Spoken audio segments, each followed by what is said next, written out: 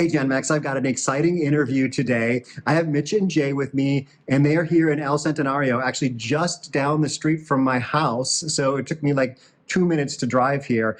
And they're going to cover an awful lot of different topics. So if you're interested in really affordable rents, we're going to cover that. We're going to talk about affordable houses like building. They have one under construction right now.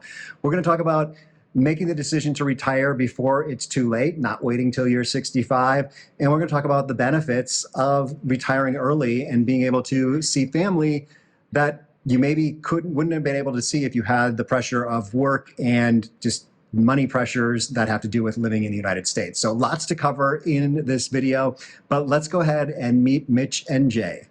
Hi, it's Mitch and my wife Jay. Hi. And we are in our 6-month anniversary of moving to El Centenario from Nebraska, and very excited. We made the decision a few years ago to look at the possibility of retiring early for a lot of reasons, and we kind of fell in love with the La Paz Centenario area and made the big change. Well, we're going to start this video out with the background story, which is where I like to tell the story from the beginning. And that is back pre-retirement. What were these guys doing? And what was it that drove them to decide that early retirement was the right thing for them? I worked in oncology for 21 years and as a patient advocate. And after that, when we were looking at moving to La Paz or someplace more tropical, I worked remote for a company. And the reason I did that was looking to see if remote work would be a possibility for me down here if it would work out. I haven't started working remote yet. We've been here 6 months. It could still be a possibility, but But maybe not. maybe not. She's retired. Okay, I love that. Maybe retired, maybe not. Almost retired. How about that? So now let's go over to Mitch and hear his kind of background story. I've worked in marketing and retail management for years. I had my own agency, which was going great. We built our dream house, which was going to be our forever home. And that was off to a great start. Stars in the eyes, big house, nice cars. And then we hit a bump in the road. I had a business partner that took advantage of the situation and ended up having to go back working for a private company, which was a blessing. Worked for an amazing family-owned business that was a former client. Done that for years, but then the stress and the loss of financially kind of put us in a bind. For many years, we've struggled keeping our dream home and living that American dream. And that, coupled with other family changes and dynamics, really kind of led us the path that is like, we don't really need these things. We want to enjoy our life without all the fancy things. And so that's how we ended up here. Just made the decision that life is too short to just keep working. And we wanted to enjoy our time. And we started the process about 3 years ago, kind of investigating and did a lot of research, watched a lot of videos on YouTube. Nobody in particular. And then now we're here, and we love it. So Mitch left out a couple of details, including that partner that wasn't maybe the best business partner to have, but also I want to talk about some family health history. So one of the things that kind of played into a factor too is as we've aged, we started looking at our lives and people around us. And I lost my grandfather, my father, both at 63, my older sister at 63, my brother died from cancer at 50, brother-in-law that died at 57. I'm looking at all these people that didn't really enjoy retirement or do the things in their lives that they really wanted to do. We always work for that. When I'm 65, I'm going to retire. The reality is we might not see tomorrow. And that played pretty heavy in our decision to take advantage of the situation we were in, which we were able to look at our life, where we were financially and spiritually, mentally. Mentally is a big factor because we were in a lot of stress. And this was the path to give us the freedom to enjoy life before it's too late to not enjoy it. One thing we haven't mentioned is Jay does have MS, and that's something that's been controlled for years and years, but another life changing thing that you never know when you're not going to be able to go out and enjoy the things that you want to. And that we made the decision I feel pretty young. I'm 58 when we've made this decision, and we're going to retire here and live happily ever after. So I want to go a little bit deeper with Mitch again about what his boss thought, or really what family thought. So when we kind of made the decision to finally announce to the world, so to speak, that we were doing this, we kind of kept it hush-hush. Again, I work for a fantastic family-owned business. It's really like family, and I had to sit down with them and tell them what our plans were. And their initial reaction was, "What are you talking about? You're so young, you're only this old." And they were kind of at shock and not 100% on board with the idea. I still have a great relationship with them and do some remote work with them. But they were kind of trying to convince me to stay, which I felt compelled to in a way, because like I said, it was like a family, but ultimately we had to make the decision for what was best for us. And but yeah, that whole, you're young, you can 5, 6, 7 years more working. What's that? That's nothing. Well, it is, because you don't know if you're going to have those 5, 6, 7, or 8 more years. As far as family dynamic, my mom, when we first talked to her, which was early on, because we have a very close relationship, and she was very gung-ho, like, "Oh, you got to live your life. That's great." And then as the reality came around to us selling our home and the actual move got a little bit more stressful, said we've been here for 6 months. I think she thinks that we're just on a short vacation and we're going to be moving back anytime, which we're not. So that's been a little bit of a struggle. It's just a growing pains of the transition. We made sure that she has family there for her. But there is that family dynamic, and that's something you have to really consider, which we did. And same with Jay's family. She's got a lot of things going on there too, but we're very comfortable with where we're at and our decision. So Jay, your family. Okay, with my family, they didn't really state any type of opinion. My dad just feels like the fishing in Nebraska is just as good as the fishing here, but he has not been here to compare. And then my mom, with her health issues, she didn't tell us before we made the decision that her lung cancer had come back. And unfortunately, it's the second time, and chemotherapy wasn't an option. So this next year, I'm probably going to lose my mom, but for now, she's doing good. And I promised her I'd be coming back and visiting her a couple times, 2 or 3 times. And when we were there in the fall, I held her close and cried with her and told her how much I loved her, what a good job she did raising me, and that it's okay. It's going to be okay, Well, if you're struggling with a big transition, like losing a parent or retirement or coping with coworkers or parents who are opposed to your retirement, then you might want to try BetterHelp. They're the sponsor of this video. Their online therapists are available almost anywhere in the world by phone, messaging, and video chat. I've worked with a therapist through BetterHelp. During my time in Mexico, my therapist is in the UK, and it's great to have someone to talk to who is unbiased and a kind ear to listen and help me work through things over weekly video chats. If you want to give it a try, you'll get 10% off your first month if you use my link, betterhelp.com/almostretired. Over 4 million people have already used BetterHelp to start living a healthier, happier life. Now let's get back to Mitch and Jay and talk about how they started living a happier, healthier, retired life in Mexico. After we made our decision, we knew that we were going to have to downsize quite a bit.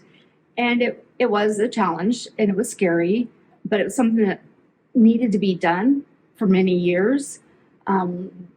Once we started downsizing and selling all of our things, we were able to compact everything we needed to bring down to La Paz into a small Ford Escape.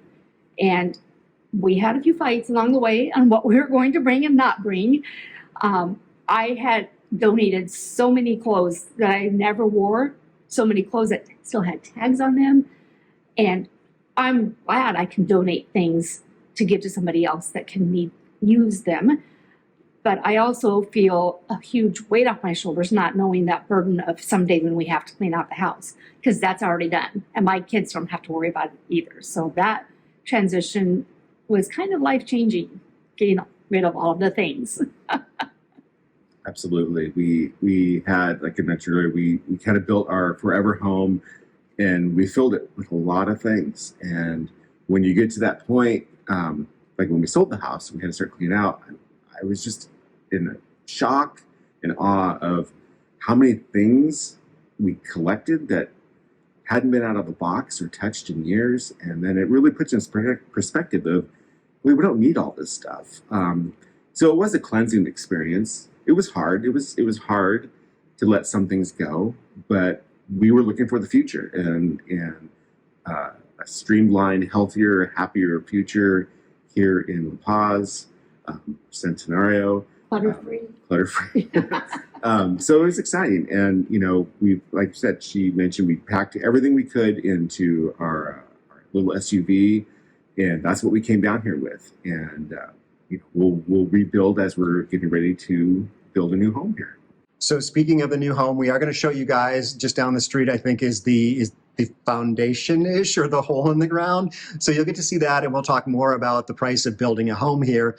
And we'll also talk a little bit about other benefits of moving to Mexico, retiring early and moving to Mexico. So we're going to talk about those benefits. But first, I want to take a tour of this house, which is in the same community. So this is very similar to the house that they're building. So they're living here and renting. So we're going to talk about what it costs to rent here and also see what you get for that dollar amount. Currently, we're renting in Villas del Oasis, which is here in El Centenario. Beautiful new little development. We're 10-minute walk from the beach, and everything we could need. So when you come into these homes, they are very similar. They all start with the standard format, which is what we're currently renting. We have a nice living room space you walk into with a small dining room area, a lovely little kitchen with nice cabinetry, granite, tall ceilings, amazing tall ceilings. We have 2 full baths with full tiled walk-in showers, and then 2 bedrooms. Both, the guest room is a nice size. The master bedroom is very large, nice large closets, and then you walk out the back. We have a really spacious patio area with a beautiful pool that we enjoy a lot. And then also the rooftop. There's stairs leading up to the roof where we have a barbecue sitting area with a pergola, which is beautiful in the evenings to sit out and look at the stars or look across the bay of La Paz at La Paz. And so it's a great little starter home for about anybody. We love it. Like I said, we've transitioned from a very large home down, but we've kind of made this our home, and we are building our new home just down the street. So before we talk about that new home, we're going to talk about what it costs to rent. So if you're looking for rental, these are the dollar numbers that you want to hear, or the peso numbers that you want to hear. The home that we're renting right now, it's 2-bedroom, 2-bath. We were very fortunate. It's a new home, fully furnished. It's a pool maintenance and internet, and we are paying 20,000 pesos a month, which, depending on the exchange rate, right now is roughly $1,000 a month. Then we pay our own electric and water, which on a monthly average is maybe $50 a month. So financially, affordability, it's amazing. We couldn't touch anything even remotely like this from over home for twice the price. So very happy with the decision to come here and found such a beautiful home. We wanted a year. We did a 6-month because we weren't 100% sure how long we wanted to stay because we hadn't lived here yet. And now we are in this location until our house is done. So typically, a lot of the rentals around here, they want at least 6 months or a year.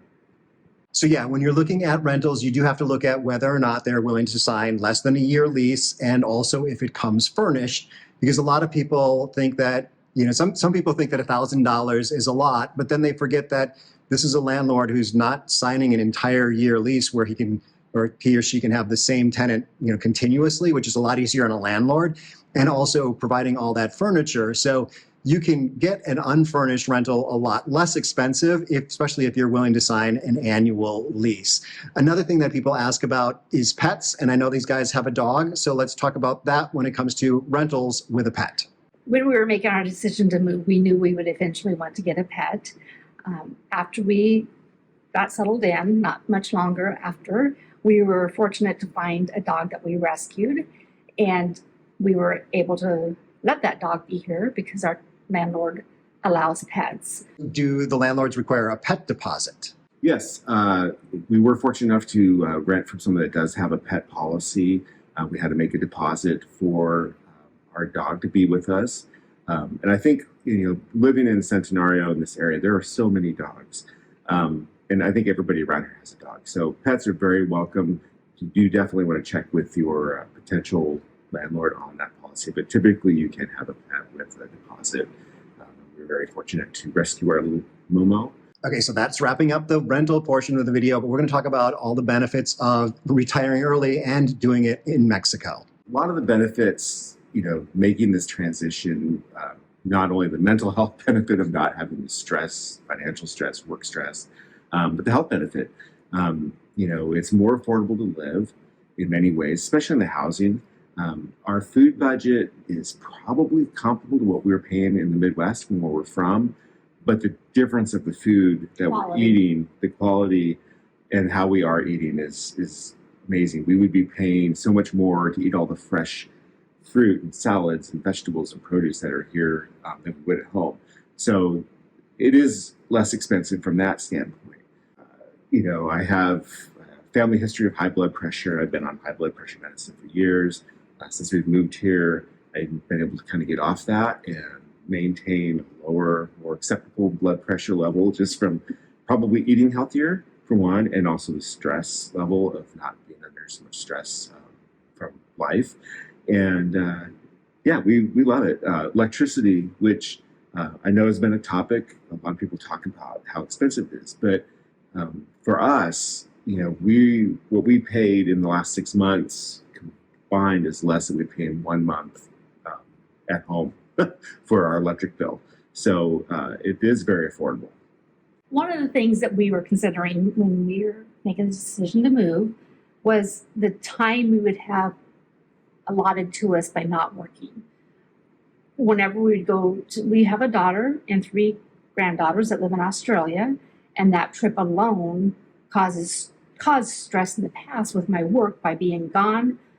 But to make a trip like that in a week and be back, it's so exhausting. Now we will be able to go and spend 2 weeks with them over the holidays this year and possibly see them more frequently going to Australia for longer periods of time. So we can be involved with our granddaughters' lives and our daughter. So that is one of the reasons why, if we weren't spending so much money on everything at home, that all the things we had, then we'll have more money freed up a little bit more to be able to travel to go see them and not be stressed about getting back to work. So let's talk about what they are spending their money on. And the thing I want to talk about is specifically the new house that is under construction here in this development.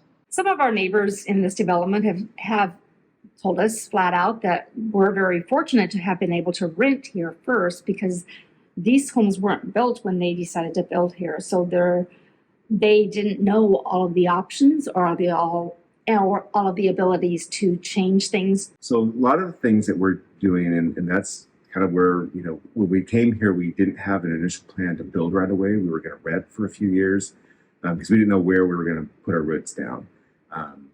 After a few weeks of being here in Centenario, we kind of fell in love with the flavor of the community and the people, and Blue's cheese place down the street. So we like, this is where we should be. I felt like this is where we need to be. So we looked into building, and we're fortunate enough to work with Chanel Graham, who was our landlord's person that she worked when they built the rental we're in. And so we are building just down the street. We signed fairly early into that, and then started working on some of the differences that we could do versus this thing. So like in our new home, we are adding a few more square footage to the living area. As Jay mentioned, we're doing something a little bit different with the pool. We're going to have the security gate and driveway gates put up, which when you come to the neighborhood, most of the houses do have that. So there's a lot of neat options that you can do. The developer is very flexible. If you tell them what you want, they'll accommodate you and work with you on those things. The biggest benefit is just being here and being able to oversee the process. I highly recommend it to anybody. If you have the opportunity and you're thinking about building or moving, Live where you want to build. Live where you want to build, because we've been through the process a couple home times in the States, and I'm glad we're here because it really opened our eyes to, the phrase that keeps coming up is "it's Mexico," which is awesome. But things do work and move a little bit differently here, and it's good to be here and be able to experience it and see it. Yeah, it's definitely valuable to be here during any construction project, but the ability to live in the kind of the standard unit and be able to say like, oh, I didn't like the color on that, or I didn't like the type of materials used there. They talked about what's a window in this house is going to be a sliding glass door. So there's a lot of different opportunities when you live in something to be like, okay, well, I want to tweak that. And then you can, because you're not in the house that you're building yet. So that is pretty awesome. So we're getting close to wrapping up this video, and I want to get some kind of tips for people who are following their footsteps. So tips for people who are, thinking about retiring early and moving to Mexico. Some of the ideas and tips that I would give to anybody thinking about doing what we did was, one, follow your heart. Think about where you're at mentally, financially, physically, and how you see your life progressing. Like I said, we did this in some terms relatively early compared to many people, because we wanted to be able to be here and enjoy life as much as we can while we were healthy and able to do it. We did a lot of research online. We thought about the places we've been. We've traveled, Riviera Maya, Cancun, Puerto Vallarta, Cabo, and that's really kind of the inspiration trip. Like we actually about 3 years ago, we were in Cabo. Climate sold us. First time we were in the Baja, and we kind of really enjoyed the climate. And then we talked to some of the locals, I guess you could say, that have been here, from here, lived in the States, came back, and just kind of get an idea of what they loved it about here. And that kind of planted the seed of, well, maybe this is something we could do. And so we started doing a lot of online research of cost of living, what would it take to do it, immigration. We have our temporary residency, which will roll over into permanent residency over time. So we started looking at all those things. Again, watching a lot of videos, YouTube videos, very, very helpful. A lot of good online content. Brighton's channel is amazing, so watch all of his videos. But that was very helpful. And then we did an exploration trip a year and a half ago. We kind of narrowed it down. We didn't want to be in a tourist area. We kind of narrowed down what we wanted and where we wanted to be. And La Paz was, this area kept bubbling to the top. So we came here a year and a half ago and rented an Airbnb, spent on the Malecon, rented a car, and just said, okay, we're just going to go around. We drove around, we met people, we went to some of the Baja Buddies meetings, met some people, and the common theme was, I wish I would have done it sooner. We were talking to these people that have done what we have done, and everybody was saying, I wish you would have done it sooner. And that really kind of solidified, like, we're going to do this sooner. And so we started making the plan. It took it was a process. We had, like I said, we had a house to sell. We had to get our financials in order. And that's the biggest thing. I think, sometimes people have this vision of you have to have a lot of, money's great, but there's a point of where, we were able to do this on a lot less than many people we know. Because it is less expensive to live here, and letting go of all the debt, the mortgage, the taxes left behind, freed up a lot of income. And so, you can do it on a lot less than maybe you think you can. You don't have to work till you're 65 to get that Social Security check at 65. Do your homework, figure out where you're at, where you want to be, and start making the plan. Like I said, it took us really about 3 years to get to here today. And that was a couple of years of research and really planning, and then the final step to make the move. Cool. Jay, do you have a tip? Viva el sueño.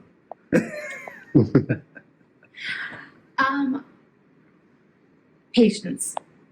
My tip is to have patience through the process. You will get frustrated. You will think you're making the wrong choices. What am I doing? What are we doing? Should we do this?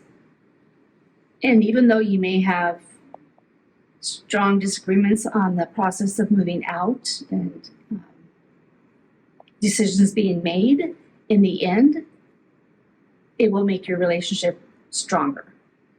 For married couples or people that, are just together. Either way, because of all the stress being gone down here, I feel like we have had more bonding time than we ever had raising kids. We've never been together, just him and I, for a long time. And so my tip is to have some patience and some grace and go with your gut. And just do what she says. Yes, that. Perfect. So, what was it? Viva tu sueño or Viva el sueño. Viva el sueño. I like it. Live the dream.